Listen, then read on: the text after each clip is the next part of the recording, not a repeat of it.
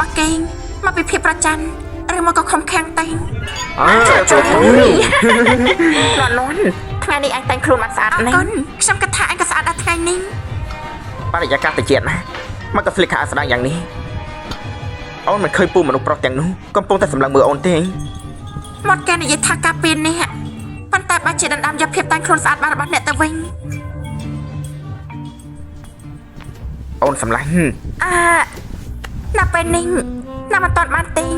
អូនសម្លាញ់ពួកយើងមិនយូរមិនឆាំគង់តែរៀបការជាមួយគ្នាទេអូនឲ្យបងរងចាំយូររហូតមកអូនមិនខ្លាចអ្នកផ្សេងចាប់អារម្មណ៍បងទេកែយកក្តីស្រឡាញ់ធ្វើជាលេង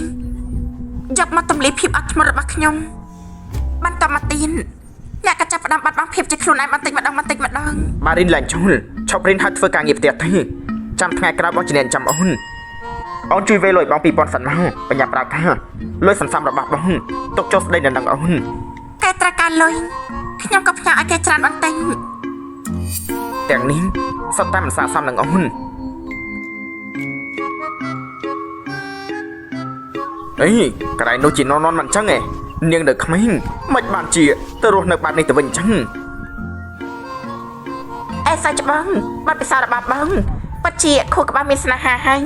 មិនបានជាដើរចូលតាក់ទៅវិញអញ្ចឹងស្នេហាបែបនេះសូម្បីតែឆ្កែក៏មិនមើលផងបានហើយអញ្ចឹងសាច់បងទៅផឹកនៅចិត្តនោះសិន